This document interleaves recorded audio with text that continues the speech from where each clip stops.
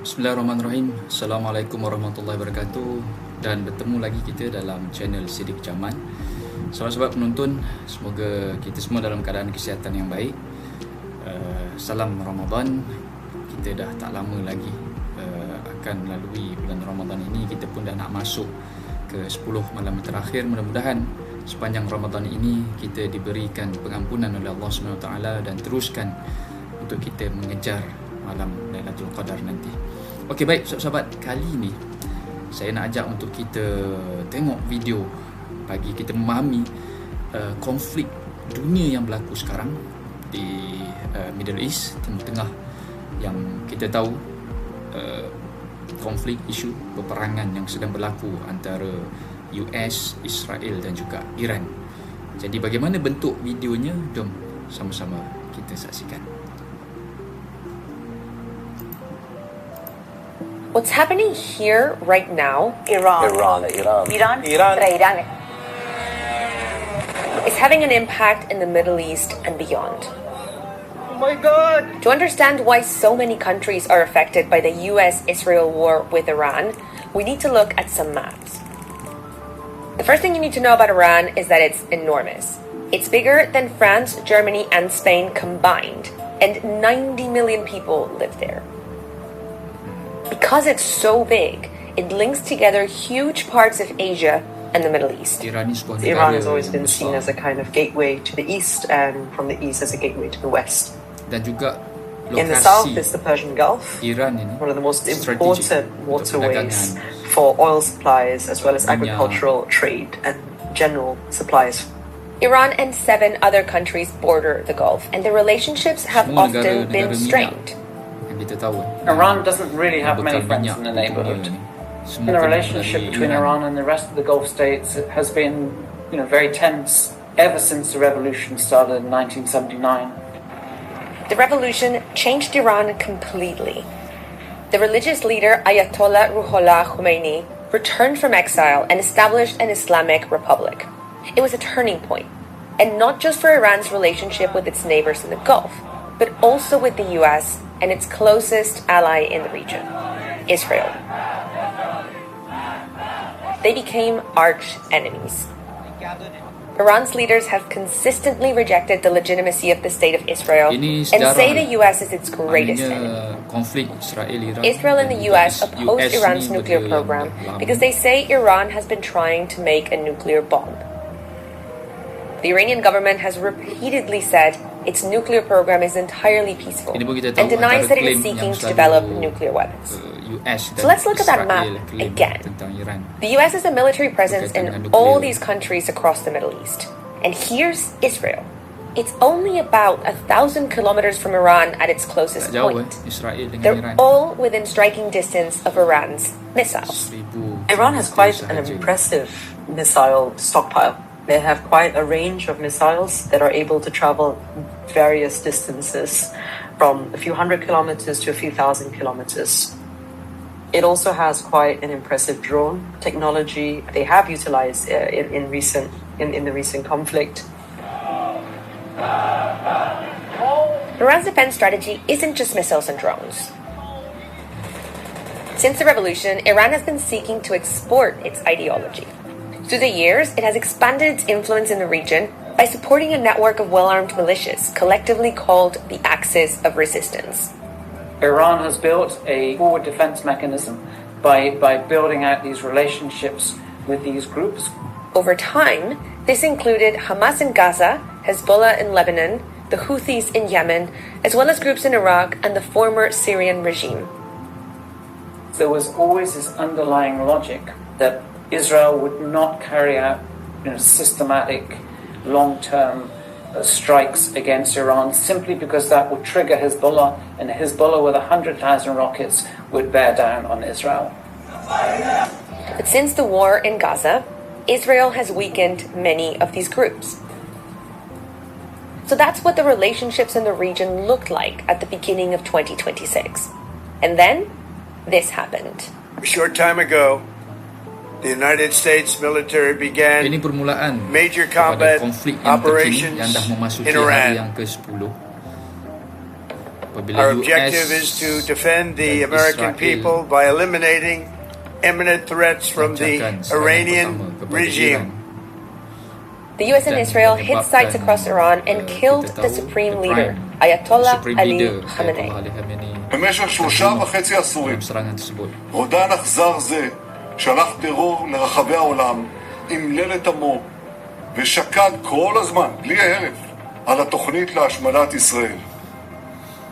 Iranian officials said a US strike also hit a school, killing more than 153 people, including many children. The US military said it was looking into reports of the incident. Iran called the US-Israeli attacks unprovoked, illegal, and illegitimate. The Secretary General of the UN condemned the military escalation. We are witnessing a grave threat to international peace and security. Dialog yang berulang bila ada Iran has retaliated by striking Israel and also other countries in the Middle East where the US has a presence. And it's not just hitting military targets. Luxury hotels, shopping malls, airports, oil installations, and apartment buildings have also been damaged. They want to hit the key infrastructure in the Gulf Arab states. They want to hurt the potential tourist industry that those states are developing and hurt confidence of investors that are being attracted into the region. From a strategic point of view, Iran was probably trying to use this as a way to pressure the Gulf countries to then pressure the US to stop bombing Iran. Iran has carried out limited retaliatory strikes on US bases in Gulf countries in the past, but nothing on this scale has been seen before. Negara-negara teluk yang adanya And fighting has spread beyond the Gulf countries. For example, Israel's military and Hezbollah, the militia that Iran has been supporting for decades, are fighting in Lebanon. And far outside the conflict zone, in the Indian Ocean, a US submarine torpedoed an Iranian warship, killing at least 80 people. And there's another way Iran has responded to the strikes, in this bit of water. This is the Strait of Hormuz. It's what is called a choke point. It's a narrow strategic route for global trade that is used 24/7. This bit here is just 39 kilometers wide. This shipping route is how we get 20% of the world's oil and gas, as well as 30% of urea that helps us make fertilizer to grow food. Iran is using its military to disrupt traffic through the strait, which is something they've done before. It's a very important trump card. Shipping companies are no longer going to the Straits of Hormuz because they're worried their tankers or their ships might get stuck. Gulf countries use this strait to import some food and products from other parts of Asia. So closing it comes at a price for Iran too. This is something the Iranian regime has decided. We're just going to have to bear the economic cost of this, bear the burden of this, but we're just going to make everybody hurt as a consequence of this. And we can see the impact of that already. The price of oil has gone up, and you can see from this time-lapse how the strait was incredibly busy before, and now it's not. And there's another choke point that could disrupt global trade. It's not in Iran's control, but it's close to one of its remaining allies, the Houthis, the militia group based in Yemen. Ships cross the narrow Bab el-Mandeb Strait to go through the Suez Canal and up into the Mediterranean Sea. The Houthis have attacked ships in this region before. And the alternative route, going around the Cape of Good Hope, is longer and a lot more expensive. The Middle East and this region really, it's a key point in the global supply chain. It just depends how long this conflict is going to go on for. You could well see an impact in terms of food security, in terms of inflation. So what began with strikes in Iran has had a ripple effect through the region and beyond. We're going to see Iran becoming more and more isolated in a region where it didn't have that many friends to begin with. Even if the conflict ends tomorrow, it's not going to end the tensions that come with it. There's a long road ahead in terms of finding the stability that works for everyone.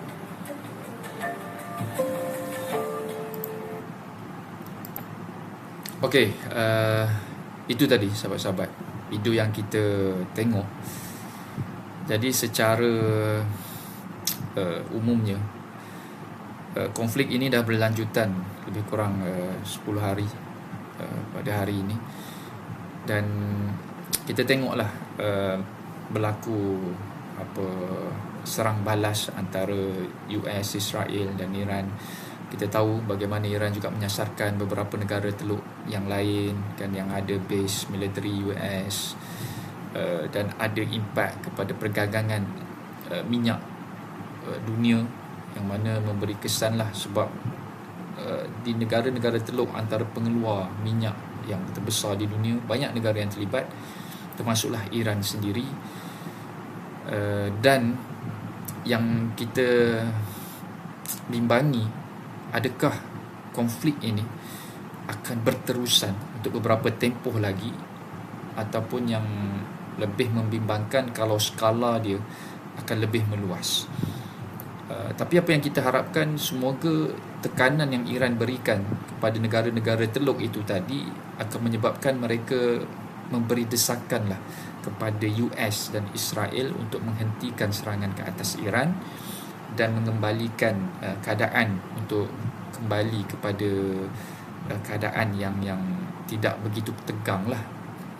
Tapi tak tahu, sebab negara-negara ni pun semua jenis ada egonya kan, ada nak tunjuk kekuasaan mereka, kekuatan ketenteraan mereka dan sebagainya. Masing-masing tak nak tunduk lah, tak nak buat gencatan senjata yang kita tahu US, Israel ini macam abang besar lah kan, macam Samsung lah, suka hati mereka je nak langgar siapa yang mereka nak langgar.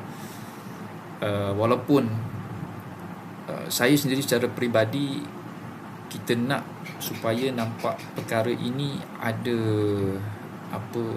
bibit kemenangan itu kepada Iran sebagai sebuah negara Islam, walaupun berbeza lah dari segi fahaman Syiahnya, yang kita ini negara Sunni. Tapi walau bagaimanapun, saya juga lebih cenderung untuk melihat keadaan ini tidak berlanjutan sebenarnya. Itu pandangan lah orang biasa lah kan, rakyat biasa kita ni. Tapi apapun, saya tak pasti. Cuma mudah-mudahan perkara ini tidak semakin teruk sehingga yang kita paling bimbang tu kalau masuk ke fasa Perang Dunia Ketiga lah. Wallahualam, sebab kita tahulah kan tentang akhir zaman ini, hadis tentang akhir zaman dan sebagainya. Wallahualam. Jadi apa pandangan sahabat-sahabat sekalian, boleh berikan komen dan pandangan tentang isu ini. Jadi kita jumpa lagi pada video yang akan datang. Jadi itu saja untuk malam ni. Assalamualaikum warahmatullahi wabarakatuh.